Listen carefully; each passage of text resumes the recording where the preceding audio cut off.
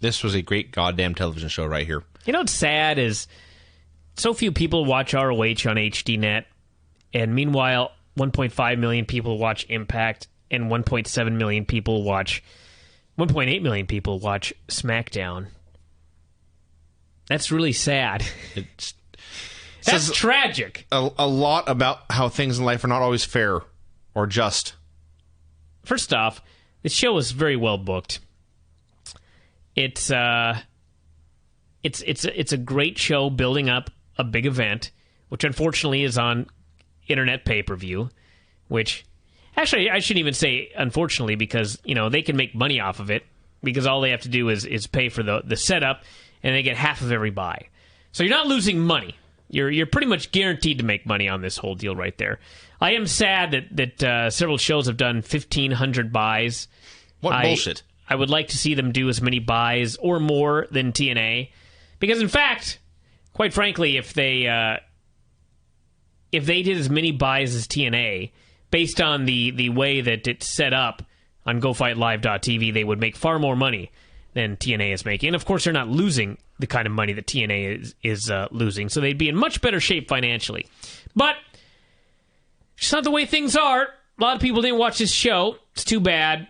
They did a fine job building up Final Battle. They did a fine job with the 3 big matches on the show, which of course are Roderick Strong versus Davey Richards for the title, Briscoes and Shane Hagedorn. I'm sorry, Briscoes and Papa Briscoe against Shane Hagedorn and the Kings of Wrestling, and then the Kevin Steen versus Generico match, where Generico's mask is on the line and Kevin Steen's career in ROH is on the line. And of course, I remember all of these off the top of my head, because it's a fucking great TV show building these matches up, and they didn't waste time on the shit that doesn't matter. Right. They didn't waste time on goofball undercard matches. They had brief mentions of them here and there and that sort of thing, but they focused all of their attention on the 3 matches that matter. That's what you do in a TV show like this. So, anyway, I think that ROH fans that watch this TV show are probably going to end up purchasing this pay-per-view. I hope this show does like 2,000 buys or 2,500 buys, and send a message that they're doing the right thing. Stay the course. Yes. So change nothing. We'll see what happens. Show opened with Jim Cornette bringing Davey Richards into the ring for a promo. If you told me a year ago a show would open that way, I probably wouldn't be too excited, but Davey's ROH promos have improved dramatically. He's really good at speaking from the heart and hitting the bullet points he needs to. I don't know how he would do given a script in a WWE skit. Probably not good, but he's tremendous here. He talked about how he had one more tag match with Eddie Edwards against the Kings of Wrestling the night before Final Battle. He plugged that match, but then said it would be the last time they were teaming, although the American Wolves would never die. The fact was Eddie Edwards was a singles champion. He needed to concentrate on the TV title, while Davey himself needed to fulfill his destiny and win the world title. The fans chanted next world champion him. He vowed to dominate Roderick and walk out the world champion. He said Truth Martini was full of shit. This elicited a classic Jim Cornette gasp. He told him to please watch his language. This was television. Davey said he always spoke straight. He said Martini was always interfering in Roderick's matches. That brought Roderick and Martini out. Strong was appalled. He said everyone wanted to blame Truth for his success. Nobody wanted to give him any credit. He said if Truth interfered, he would just hand the belt to Davey himself. Truth interjected, saying you should avoid declarative statements because that way you will avoid looking foolish in the future. And then Roderick asked Davey how it was going to feel to fail, to let down the fans and his dead grandfather. That pissed Davey off. He chased him from the ring, and they played his music, and that ended. This was great. Fine segment hyping up the main event on the show. We had Daisy Hayes facing Taylor Hendricks. Daisy Hayes does have a match in the pay-per-view, but it's not against Taylor Hendricks, and so she just squashed her. Mm-hmm. Fine. She didn't lose. Nope. There wasn't a stupid run-in. No. There was no ref bump. There were no foreign objects. There were no false finishes. Daisy Hayes faced a jobber and destroyed her. Yeah. Great. It was great. Speaking of great, everyone, we had a promo by the Briscoe family. They're all on the show tomorrow, everybody. On Friday. No, tomorrow. You're having the Briscoes on the show? All 3 of them. I'm having both Briscoes and their father on this show tomorrow. We talk to them one at a time, and Have Papa Briscoe hopefully do what he did here. He was a megastar on this show. The Briscoes, Mark Briscoe is like, I don't know what the hell he's saying half the time. Jay Briscoe is a pretty good angry redneck promo. And then there's Papa Briscoe, who's never done this before in his life. But he's already got catchphrases. Peckerhead. A little peckerhead. Is one of them, yeah. And what's the other one? Shane Hagedorn, man up, I'm going to kick your ass or whatever. You're begging to see him beat up Shane Hagedorn after this promo. And the way he's always sure to mention Friday Night Final Battle, New York City. You always know the date and the name of the show, and he gets all the important stuff out there and makes you care. He knows exactly what to do. I got it. I cannot wait. I want to talk to him more than the other two Briscoes. I'm not going to lie. Well, honestly, I've got to find out what makes this man tick. Yeah. What has he been doing the past 40 to 50 years that has not been pro wrestling, and why was he doing it? And by the way, I'm going to put this on the... it'll probably be on... In fact, it will be on the site by the time everybody listens to this, but there's a training video now of the Briscoes and Papa Briscoe, and... I suspect it's good. You know what they do is they just, like... They just... If it's going to be a video, they give the Briscoes a camera, and they have them film shit. And if it's promo, they just put the camera in front of them and have them be the Briscoes. Yeah. This is why this is such a fucking success. They don't dress the Briscoes up in a goddamn suit. Nope. And they don't give them wacky costumes. Nothing. These guys are literally exactly who they are. Yeah. They found two screw job redneck brothers from Delaware and just had them go. Put a mic in front of their face. And their dad's face. Let what happens happen. Awesome. Yes. I could have watched this 1,000 times. We had Kevin Steen versus Corey Chavis, who is, if you don't know who that is, it's one half of the Dark City Fight Club. This was a mean guy match. Just two big ornery fuckers. Didn't have a lot of time, but they did had a fine match for what they did. Steen had the heat, but then he went to get Generico's mask that he carries around. He distracted himself. That gave Chavis time to recover. He made a little comeback. Then Steen cut him off and hit a powerbomb and an F5 and the package pile driver for the win. That is plenty of finishers. He killed him. He killed him dead. Especially the package pile driver on... Corey Chavis is a big dude. So hopefully... Well, I haven't heard about him dying, so I assume Steen was strong enough to hold him up there and protect him. Then they aired a fantastic music video for the Steen Generico match. Talked about how they were friends for 6 years. A tag team champions. They fought alongside each other. And then 1 year ago... Steen turned on him like an asshole, and it was all clips of how Steen hated him and how much he loved turning on him, how hitting El Generico with a chair was better than the birth of his son, and they showed all the clips of the chain matches and Carino and Cabana and all that's gone on between them, and how this Saturday they're going to wrestle for the final time. This was awesome. Alex O'Keefe. I beg your pardon? Alex O'Keefe. Who is that? It's the man who put this together. Oh, great work. 17 years old. A prodigy. Apologies to Mike Bennett. This was the best thing on this show. You probably did it with like an iMac. This was the... there was a really good video at the end too, but this one to me was like the best thing on this entire show. It was so fucking good. And then you find out 17-year-old fan basically put this together. I hope he got an A on the project. He probably did it for extra credit in art class. I give him an A. I give him an honorary F4WOnline.com degree in awesomeness. This was fantastic. Everybody, this is... I'm going to have to put this one... I don't think I put this one up on the front page yet, but I'm going to... in fact, let me do that right now, God damn it. This was so fucking good that I want everybody to watch it. So, yeah, Alex O'Keefe. Big plug out for him. Well done, sir. And then we had the main event of the show, Roderick Strong versus Austin Aries. Roderick Strong is the world champion. He is wrestling in the main event of the pay-per-view on Saturday. Austin Aries is the only two-time champion in Ring of Honor, although he has since left the company, but obviously had not here.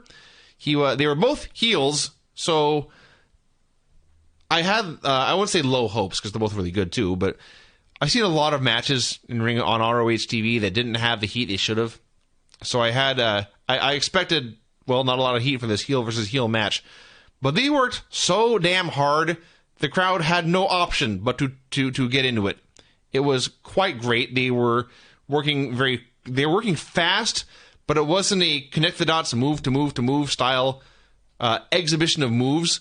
It was two guys having a fight, and both guys, when they were on offense, didn't want to give the other guy a chance to recover. It was fantastic. So they're having this a back and forth match. Then Aries sends Truth outside. He goes for his tope, but when he hits the ropes on the other side, Truth trips him. And, of course, Roderick had his back turned and didn't see this. Aries laid Truth out.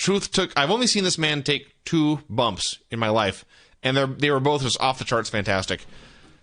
I forget what the first one was. I forget who was wrestling, but or who Roderick was wrestling, but he went up to the top rope, and he got crotched, and he sold this by pointing to his own testicles violently and rapidly. It was awesome.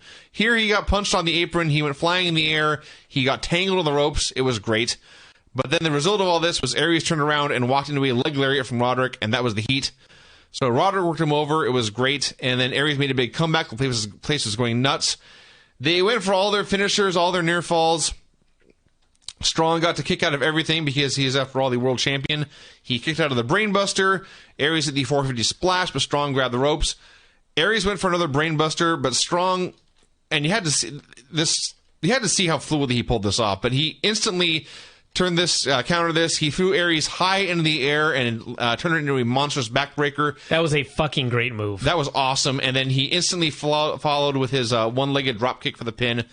This was a great goddamn TV match. Yeah, I love this match. If you added this to your list of great matches from 2010, I would not have complained at all. Sure, this was a I would say an easy 4-star match. This for was free on television. For free on television, and it built to a match on Saturday for the pay-per-view that will probably be even better. And it's fine to give this match away for free on TV because Austin Aries is no longer with the promotion. Sure, and he did the job on his way out. It didn't. And there was no, I don't know if this was his last match, but we have seen a number of times in TNA where a guy will do his last match, and then as he's leaving after being fired, they will do so much work to put him over. Here, guy's doing his last match, has a great match, but the end of it is the other guy comes out looking better, and then good luck in your future endeavors. And then they had a very, very long video package hyping the 3 big matches for the pay-per-view. And the great thing is, they made all 3 matches seem like, but by the end of this video, you thought, I must see not just I must see these 3 matches, but each one of those matches felt like something worthy of main eventing a big show, and for entirely different reasons. Davey Richards and Roderick Strong. It is for the World Championship. It is the best guy in Ring of Honor who has never been champion. It seems like he's finally going to get the title he so richly deserves.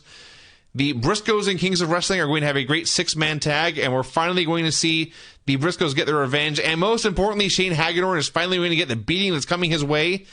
And Steen and Generico are going to resolve their year-long personal feud, and there are heavy stipulations involved where either one man must unmask or the other must leave forever. Mm-hmm. God damn, this is awesome. Yeah, I'm going to say this. This is the best wrestling TV show I saw all year. How about that?